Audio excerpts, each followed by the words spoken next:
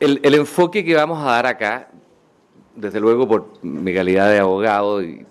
tangencialmente de director, va a estar teñido de la influencia del derecho. Porque al final de los finales, y como lo hemos visto acá, todo termina en una resolución administrativa o judicial, particularmente en este país donde somos tan apegados, digamos, a estos procedimientos y apegados también a las normas. El marco general en el cual se desenvuelve un director está dado fundamentalmente por un concepto que invade todo el derecho privado y también la doctrina del derecho, y que es aquel en que se responde en general, tanto en materia contractual como extracontractual. En materia extracontractual no hay una división clásica de la culpa, pero sí se puede establecer que la media deberá ser también el mismo estándar, y que es la del buen padre de familia. Es decir, aquí hay un concepto, un estándar, una comparación que hay que hacer con un modelo ideal que viene de antaño en el derecho y que resulta fácil entenderlo muchas veces, pero no es tan fácil aplicarlo, porque cuando se llega a la concepción práctica, cuando pasa uno del concepto y del estándar y lo lleva a un caso concreto, entonces es donde se plantean muchas dudas sobre si tales o cuales conductas, o tales o cuales deberes, o tales o cuales exigibilidades que se le pueden hacer a una persona en el juicio de reproche son o no son propias del estándar. Y este caso de la Polar es riquísimo, es un verdadero filón en la entrega de información sobre esta materia, es decir, cómo hacer la compatibilización necesaria entre el estándar que da el derecho y que dan también las sanas prácticas y la realidad de los hechos tal cual uno las enfrenta en el día a día, en este caso del devenir de una empresa. Porque la ley de sociedades anónimas, por supuesto, en el artículo 41, fija este deber de cuidado y lo sitúa precisamente conceptualizándolo como aquel que tienen que emplear los hombres ordinariamente en el cuidado o manejo de sus negocios propios.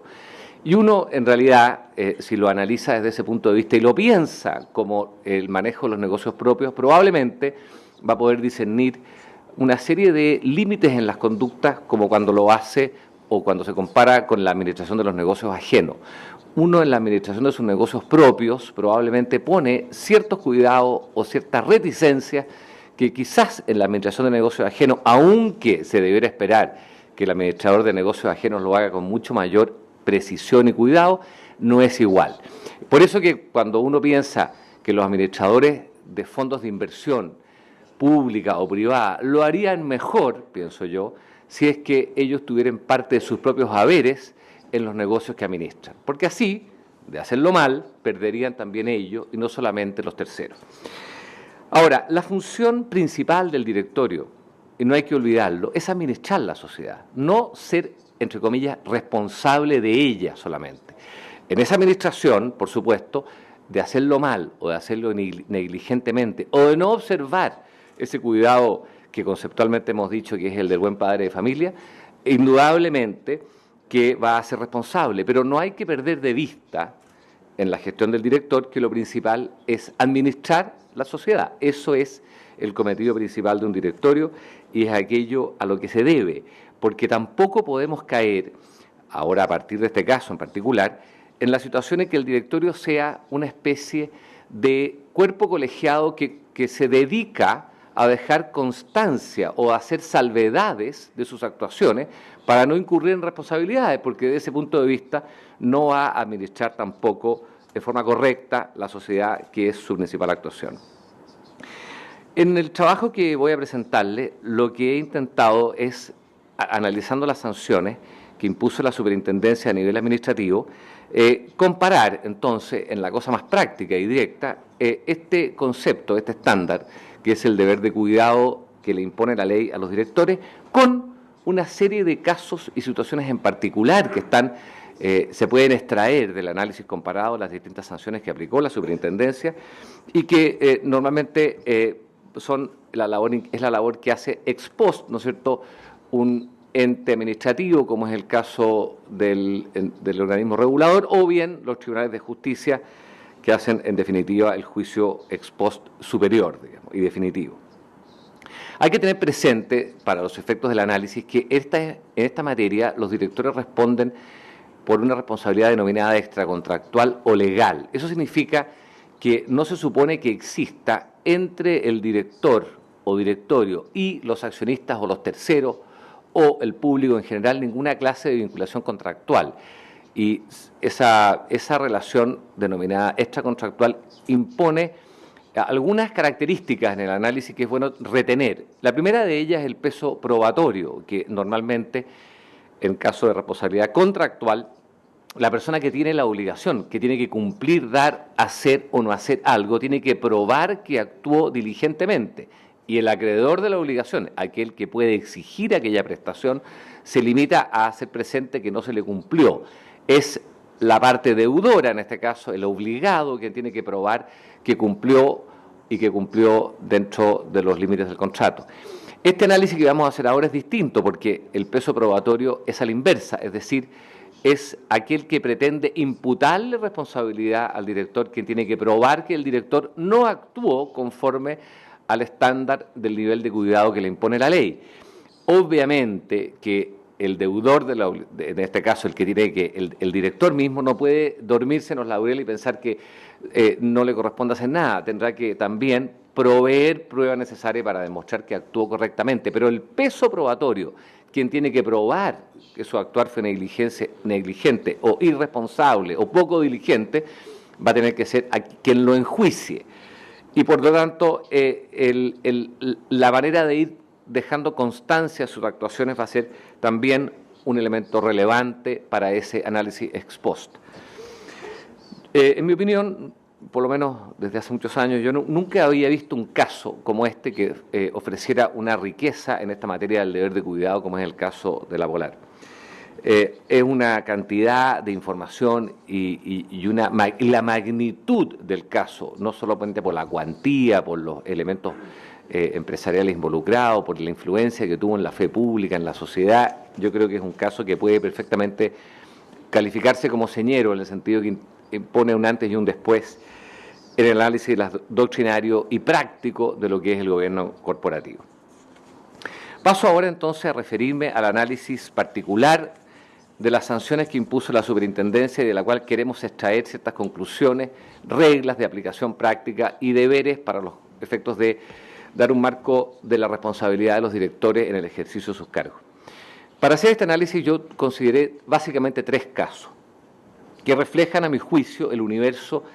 de la actuación o de la calidad con que los directores tienen que enfrentar su labor.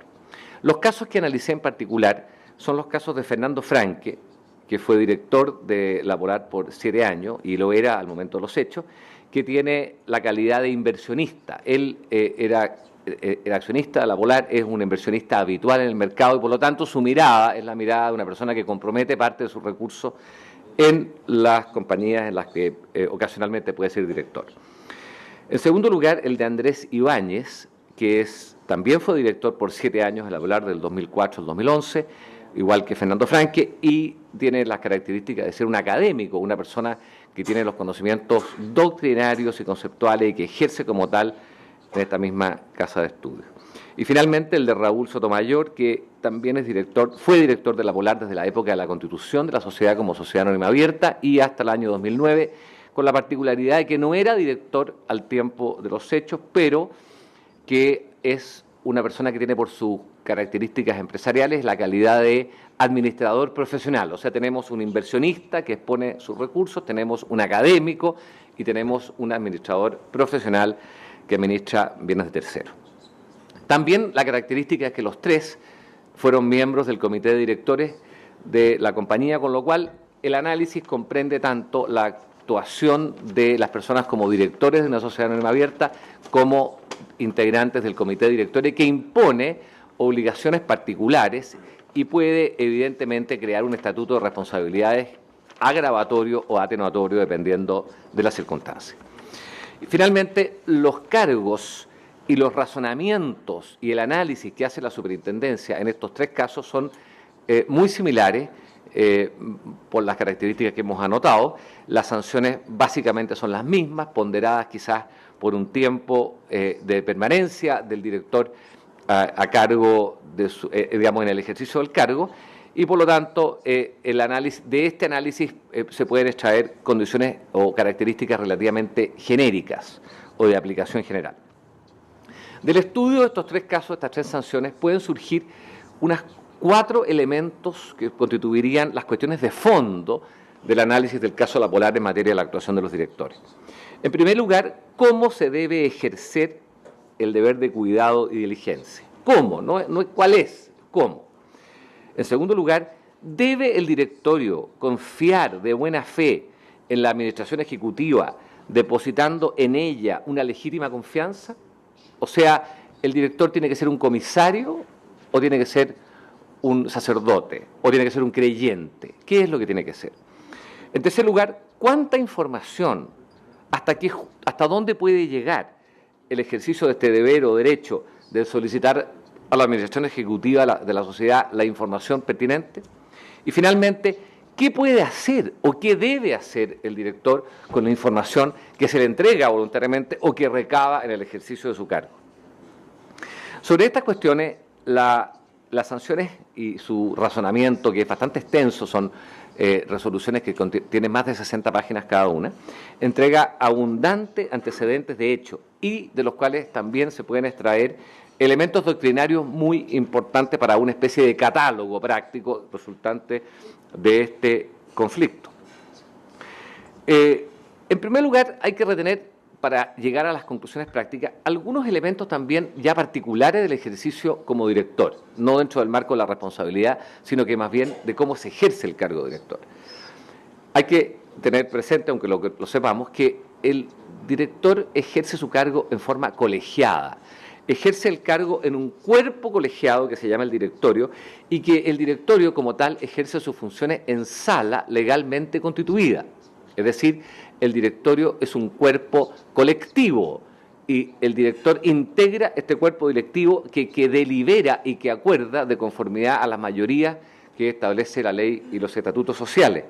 Por lo tanto, se genera al interior de cualquier directorio un espíritu de cuerpo, una cierta solidaridad que muchas veces es benéfica y muchas veces es perjudicial, porque produce naturalmente una dificultad de romper esos códigos a veces tácitos que imponen las conductas colectivas, que es ser solidarios con el grupo, que es no aparecer como generando un camino propio, una agenda propia, que es responder un poco a las personas que más se sacrifican al interior, que es depositar la confianza natural en las personas que se han elegido como administradores o como administración ejecutiva de una empresa, pero que al mismo tiempo trae aparejado un lado malo, que es el lado de no tener el suficiente carácter o la suficiente personalidad o la claridad muchas veces para resultar políticamente incorrecto, para no conformarse con los antecedentes generales, para ser inquisitivo, para cuestionar y para, en definitiva, ejercer el cargo de manera que no resulte cómodamente confortable, digamos, en las aguas tibias del grupo, sino que distinguirse y aportar en aquello que cada uno de nosotros pueda tener en un cuerpo colectivo. Y por eso que la ley, a pesar de que el director forma parte de un cuerpo colegiado, le entrega ciertos derechos particulares que puede ejercer en forma individual. En particular, se destaca en este análisis que vamos a hacer el del artículo 39 de la ley, que es aquel que le permite al director recabar o solicitar del gerente, en este caso, o administración ejecutiva, toda la información y a ser informado plena y documentadamente de todo lo concerniente a la marcha de los derechos de la sociedad, con la sola limitación de no poder entorpecer, ¿no es cierto?, la gestión administrativa, que obviamente que al final eso también es una cuestión de hecho, pero no tiene prácticamente límites, digamos, el ejercicio de este derecho. Y es un derecho individual, o sea, aquí no es un derecho colectivo. Cada director, para el ejercicio de su cargo, puede ejercer ese derecho. Y puede ejercerlo para que se le entregue la información en forma plena, completa y además, como dice la ley, documentadamente. Es decir, se le tienen que entregar al director no solamente los análisis, no solamente los estudios, sino que también los contratos, los antecedentes descritos, todo aquello que constituya plenamente la información.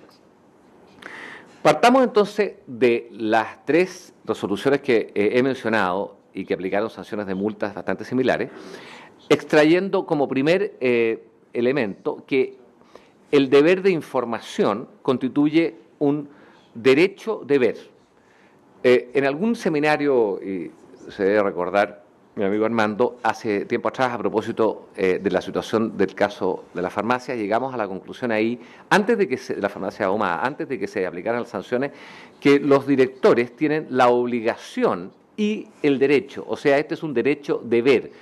En ese caso particular de la farmacia ahumada, los directores tenían indicios de que se había iniciado una investigación por parte de la Fiscalía Nacional Económica y en forma bastante desaprensiva nunca más preguntaron por qué había ocurrido, digamos, con esa investigación, qué pasos habían dado, en qué estaba. Y concluimos ahí en ese seminario que evidentemente este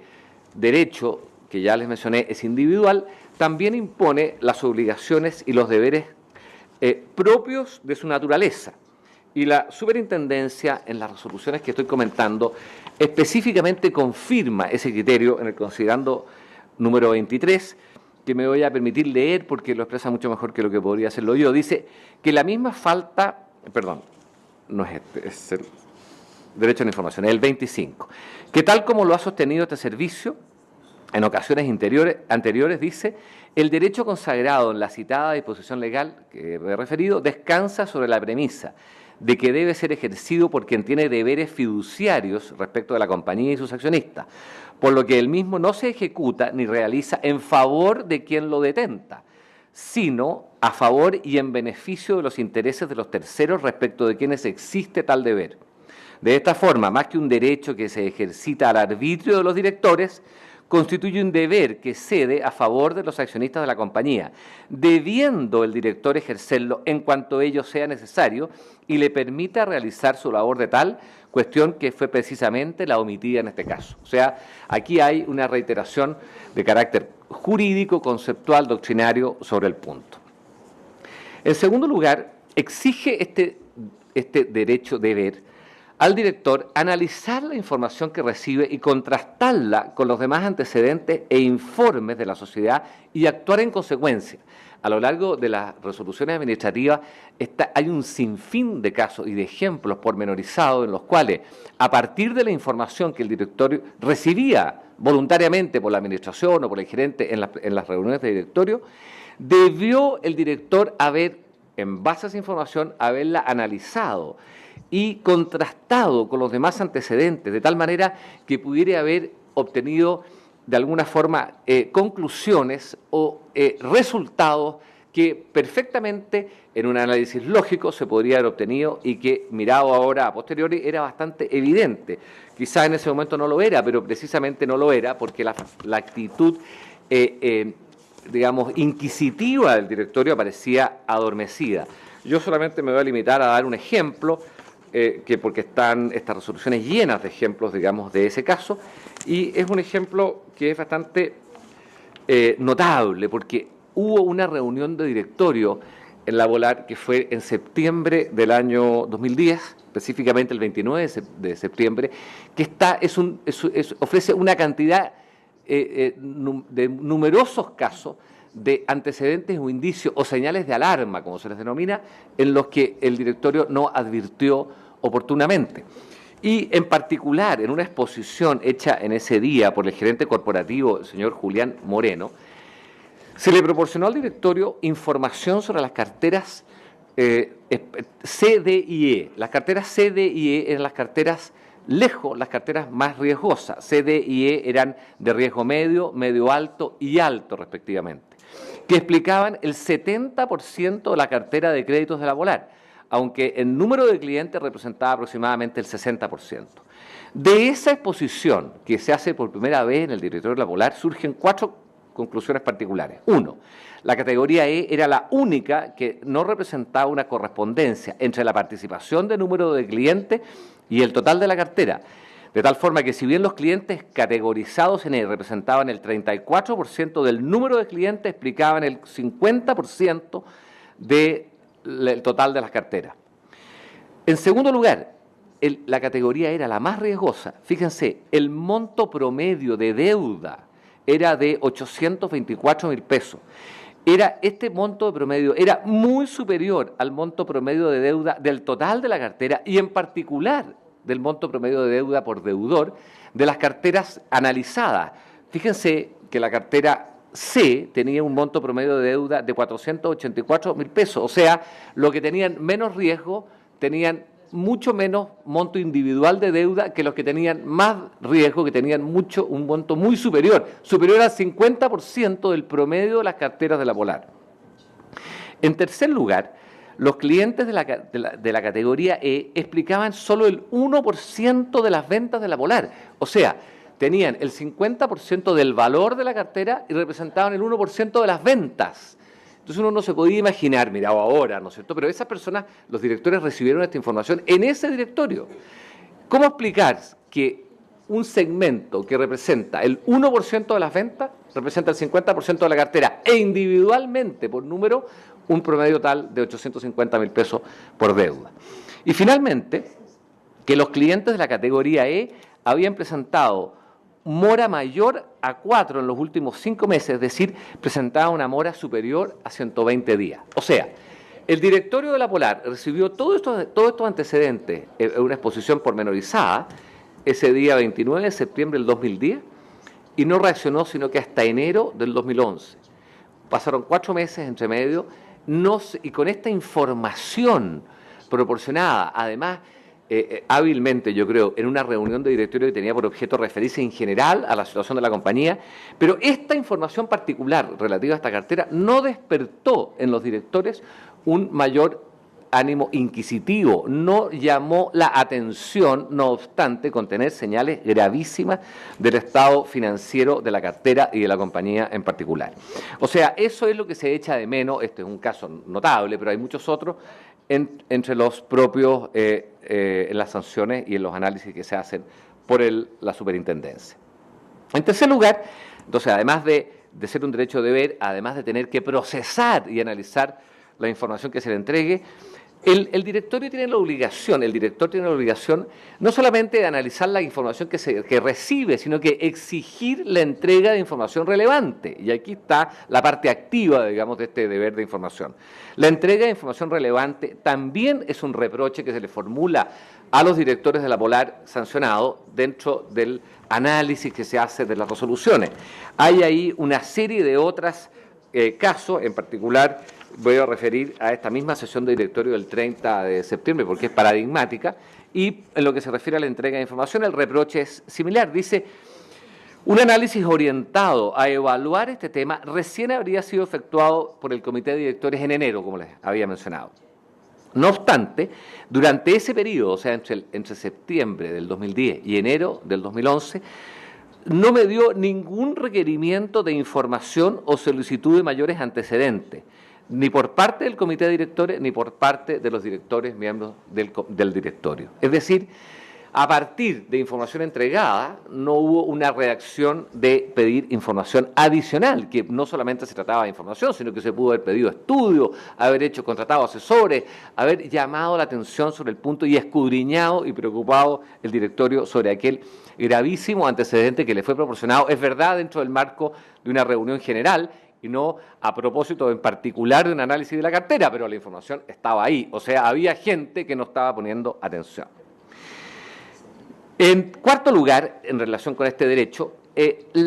exige la superintendencia que la información deba ser comparada críticamente, es decir, no se trata solamente de que exista información disponible, no se trata no solamente de pedir información relevante, sino que de hacer un análisis crítico comparado. O sea, los directores tienen que ser personas que tienen que ser capaces, desde la perspectiva de sus profesiones, actividades o intereses, hacer un análisis crítico comparado de esa información. Ese análisis crítico comparado en este caso no resiste el menor análisis, porque de la lectura pormenorizada de estas sanciones uno se da cuenta de que se echa de menos en casos bastante increíbles, digamos, mirado no con el juicio posterior de decir, mire, yo era Superman, yo lo podría haber hecho. No, con antecedentes e información que emana de las propias actas y de la propia información entregada a los directores. Y finalmente también le reprocha en esta materia la superintendencia a los directores no haber requerido urgencias, medidas concretas y plazos frente a situaciones en particular que requieren de tomar decisiones, el directorio era lábil, o sea, se quedaba dormido y esperaba, no la próxima reunión, sino que en una próxima reunión de directorio esperar ver aquella materia. Le echa de menos y le reprocha a la superintendencia al directorio no haber pedido que esas resoluciones o los informes o los estudios en particular, vamos a referirnos aquí a la cartera E, ¿no es cierto?, no tuvieran soluciones dentro de plazos relacionados con la urgencia y su posición crítica en que se encontraba y con medidas y plazos y actividades concretas. O sea, aquí no basta con tomar conocimiento y decir, mire, la administración deberá encargarse de solucionar este problema. El directorio se echa de menos que el directorio haya tomado cartas en el asunto, haber tomado las riendas del problema. Ese es, yo diría, los 5 elementos de juicio o razones concretas que se extraen de estas resoluciones respecto de este ejercicio individual del derecho-deber, ¿no es cierto?, de pedir información. A continuación me referiré brevemente me queda poco tiempo o muy poco, pero me referiré al principio de la confianza legítima. Uno puede preguntarse legítimamente, ¿no es cierto?, si el directorio debe descansar en la administración. En parte es absolutamente así, porque probablemente, es decir, con toda seguridad, el gerente general ha sido elegido por el propio directorio. Y ese gerente general ha elegido a los demás gerentes. Sin embargo, el principio de la legítima confianza no puede ser tal que redunde en molicie, en una credibilidad a toda costa, en no tener un juicio inquisitivo. Y también de este principio, este análisis pormenorizado de las resoluciones extrae también algunas reglas. En primer lugar, las sanciones reconocen este principio de la legítima confianza y de la buena fe. Lo reconocen, pero lo limitan. Dice la superintendencia en uno de los considerandos, a propósito, doctrinario, digamos, a propósito de este principio. Dice, aun cuando por aplicación del principio de la buena fe el directorio debe depositar en la administración de la compañía una confianza legítima en su actuar, ello no puede significar en modo alguno relevar a los directores de los deberes de cuidado a que legalmente está obligado, como ejecutar y disponer las medidas de control y resguardo necesarias para cautelar los intereses. En el caso analizado, existían antecedentes suficientes como para que el director hubiera podido desconfiar, fíjense, desconfiar no solo de la fiabilidad de la información que le era entregada, sino del actuar mismo de la administración ejecutiva de la compañía. O sea, el principio de la confianza legítima no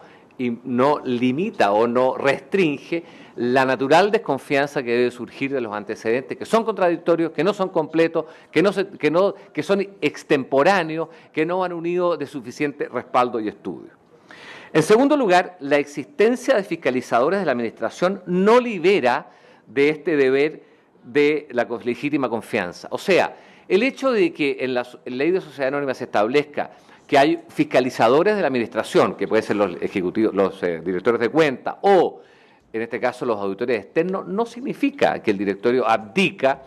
al rol que le confiere la ley. Y, en consecuencia, no puede descansar también aquí con total y absoluta y desmedida confianza en lo que esos fiscalizadores pueden hacer. Caso más paradigmático que este en esta materia no hay. O sea, no libera del deber de cuidado. No libera del deber de cuidado del directorio la circunstancia que existan fiscalizadores de la administración, que el título de la ley de sociedad anónima se denomina así, fiscalizadores de la administración. En tercer lugar, exige preguntar, cuestionar y dudar. Importancia del recelo que no entra en conflicto con el principio, pero exige superar el espíritu de cuerpo. En cuarto lugar, impone la obligación de supervisar y monitorear las políticas del propio directorio. El directorio es obligado a, si impone políticas, reglas de aplicación al interior de la empresa, tiene que hacer que esas reglas se cumplan y verificar que existan los suficientes monitoreos y controles internos para verificar que ello es así. En este caso en particular de la Volar se echó de menos que hubiera existido desde su inicio una unidad de gerencia, unidad o gerencia de auditoría interna,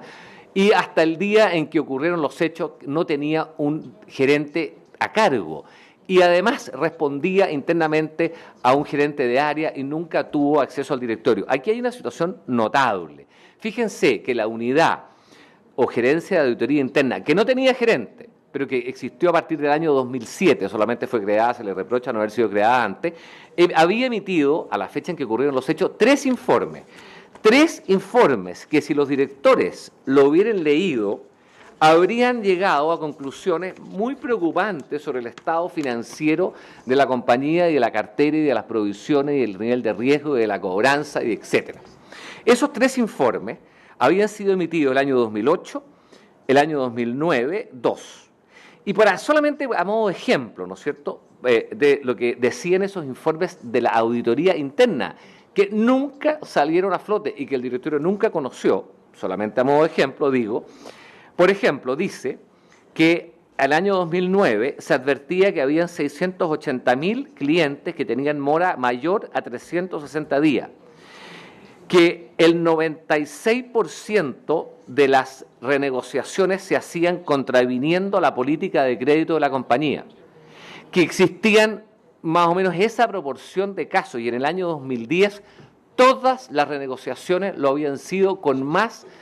de una ocasión, es decir, 2 o más, y no obstante que la política de la compañía, la misma impuesta por el directorio y que no monitoreó, exigía solamente la posibilidad de hacer una sola renegociación. En definitiva, digamos, atender a los propios sistemas internos es un consejo práctico que surge de este caso. Y finalmente, los conflictos de interés. La administración tenía conflictos de interés. En esta materia, digamos, la existencia de planes de compensación o de stock options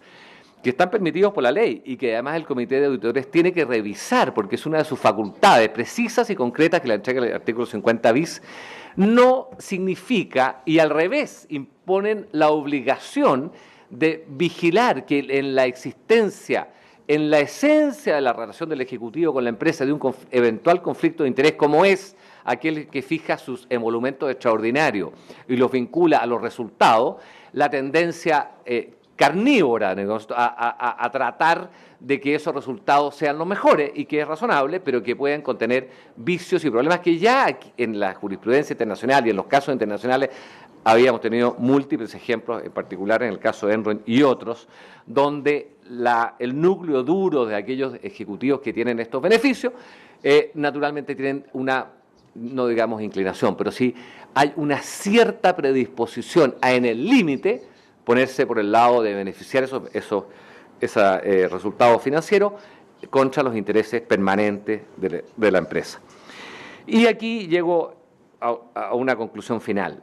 Los directores no deben ir a aprender a las empresas, tampoco tienen que ser unos expertos totales, como ya decía Armando. Y los directores tienen que recordar que exponen su patrimonio económico y su prestigio personal, es decir, tienen que actuar como el buen padre de familia, como lo harían en su negocio propio. Las señales de alerta tienen que llamar la atención. Cuando hay señales de alerta, como las habían acá, hay que investigar. Uno no puede contentarse con los eufemismos. Esas presentaciones que hacían al directorio eran llenas de eufemismos. La cartera E, energizados, potencia, energizados. La cartera E la denominaban los ejecutivos, los energizados, las camadas, una serie de expresiones eufemísticas para esconder la realidad. El director, como cualquier persona responsable, tiene que ser inquisitivo, no conformarse, cuestionar y preguntar, y preguntar, y preguntar, porque preguntando van saliendo las cosas. Y finalmente, a pesar de todo esto, todos habríamos sido responsables. No tengo la menor duda de que si yo hubiera estado ahí, habría incurrido en todos estos vicios y habría estado en este momento sancionado por la superintendencia. Muchas gracias.